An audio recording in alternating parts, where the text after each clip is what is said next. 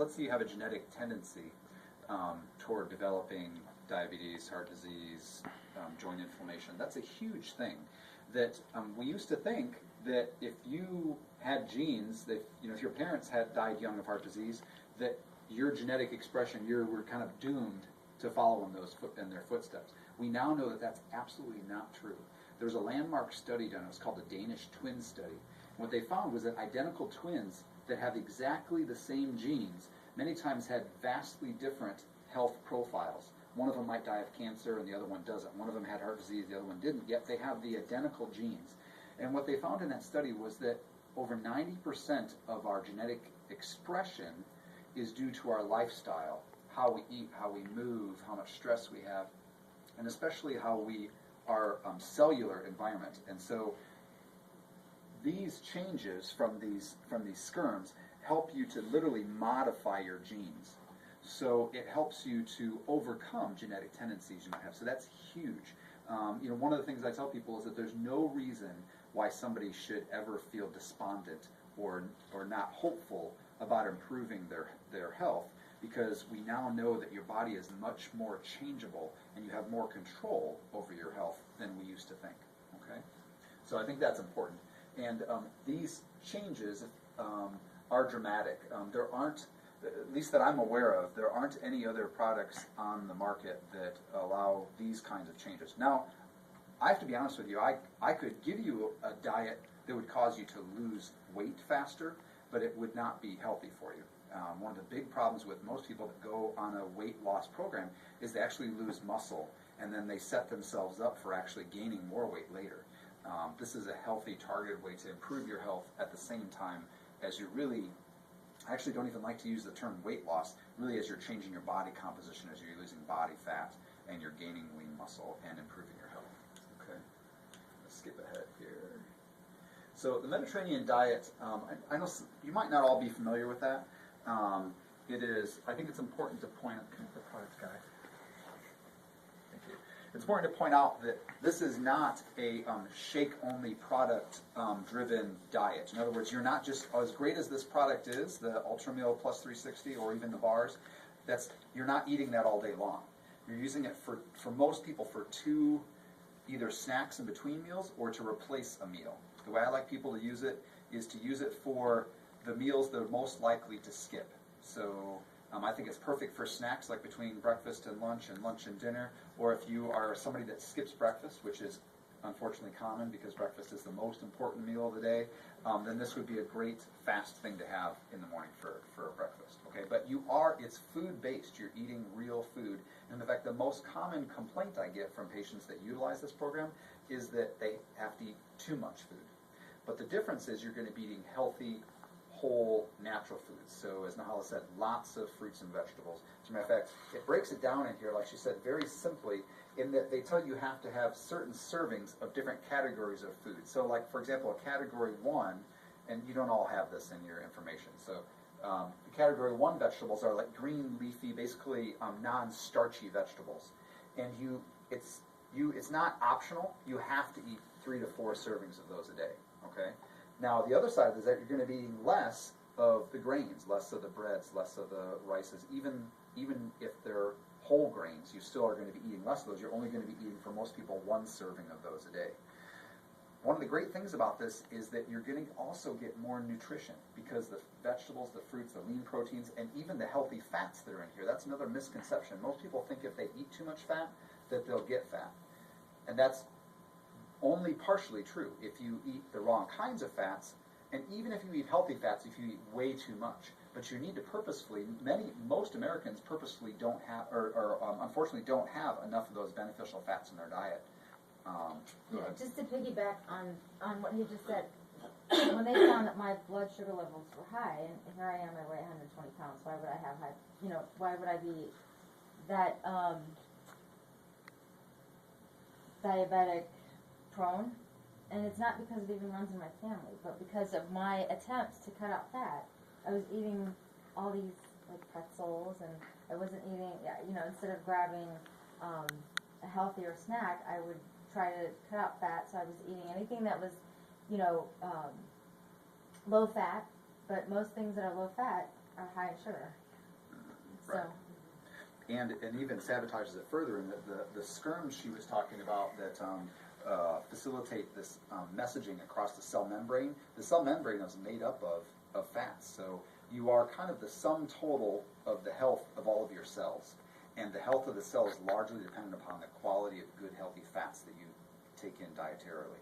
And so in addition to the nutrients that are in the Ultra Meal Plus 360, that's why the kit also includes the fish oil or omega-3 fats, because most of us are deficient in those omega-3 fats. And I know a lot of you are already taking those because we recommend those a lot.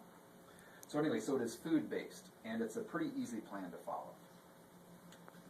Okay, so we'll skip ahead. The exercise is important, though. You really, in order to get the most out of this program, it is a whole program. So it's a holistic approach, which ties in perfectly with what we do at our office with our approach to chiropractic care, that we're going to recommend moderate exercise. It could be something as simple as walking, and it's something individual. If you choose to do this program, it's something that we will be discussing with you as you come in for your adjustments, as you come in for your treatment, that we'll be talking about appropriate kind of exercise for you. Okay. The great thing is that some of these things piggyback, so that your walk for that day, for your exercise, would also count as your stress reduction technique for that day, because walking is a great way to reduce stress. It could be a breathing exercise. It could be some stress reduction techniques that are, some of them are detailed in here, but that we can also expand on here at the clinic. This is really, really important, though. I don't want to underemphasize the stress reduction. How many of you already know that you eat more when you're stressed than you do because when you're hungry? Okay, and that would include actually almost all of us. I mean, there are occasionally people that do the opposite, that don't eat when they're stressed, but unfortunately that's not me. So, but anyway, so controlling stress is really, really important. And Nahala mentioned that when she first started this program, that her cravings after a couple weeks, I think you said, her cravings were reduced. Not everybody, but some people, if you're a heavy starch, sugar eater, you might feel some emotional upheaval as your body's getting used to getting off of that sugar. It doesn't only physically affect you, but it literally emotionally affects you. So that's one of the great things about incorporating the stress reduction. It basically helps the program to be more effective, because we want you to be able to continue to do it, because this isn't a program you do just for 12 weeks like the study. It's really a program of at least the healthy eating portion of it that you do forever. The product is something that you could use indefinitely because it's very healthy. If you are in somebody that's in a category where if you already have metabolic syndrome, if you met 3 of those 5, it might be something you continue for a long period of time.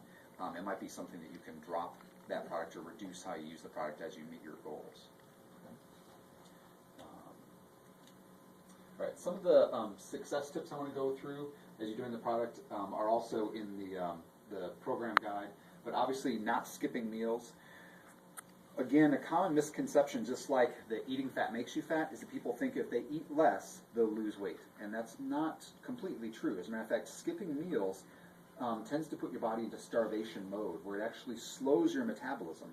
They've done studies, for example, where people can eat the same number of calories, but eat it in 3 to 5 small meals throughout the day, and somebody else can eat the same amount of calories but eat just 1 large meal a day, and the people that eat the large meal will gain weight, and the people that eat the frequent small meals will lose weight, even though they're consuming the exact same amount of calories. Okay, and that happens for a number of reasons, but especially because it slows your metabolism, and it literally signals your body to then store those calories that you do take in all at once as fat.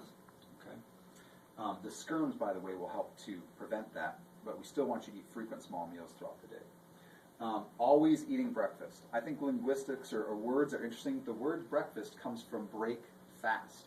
Breaking your fast of not eating all night long. Okay, so skipping breakfast is a horrible start to your day. So that's another convenient thing about some of the products, is that they give you a fast way to get breakfast. Eating slowly. Most of the research shows that it takes 20 to 30 minutes for your brain to register that your stomach is full. So eating slowly is a really good, simple idea.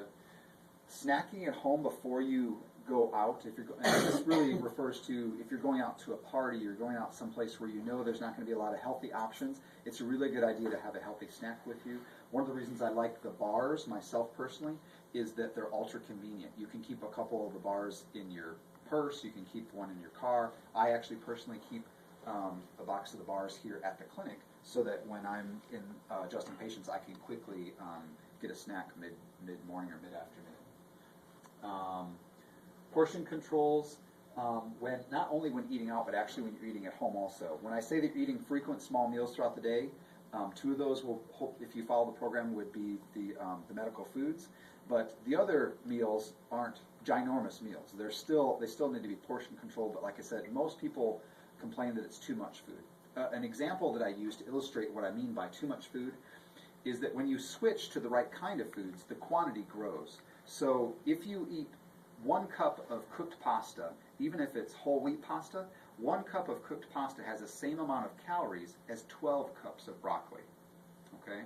So how many of you could eat 1 cup of pasta? Okay?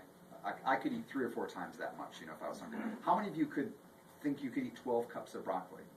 Okay. Now, I would have trouble eating 12 cups of broccoli. So what I'm getting at is when you change to a different kind of food that has a lower glycemic index and has more fiber, you're going to be eating a lot more food. And plus, it's healthier for you. You get the vitamins and nutrients in that are contained in the vegetables that aren't contained in the pasta or in the You don't have grains. to eat 12 cups of broccoli on this, too.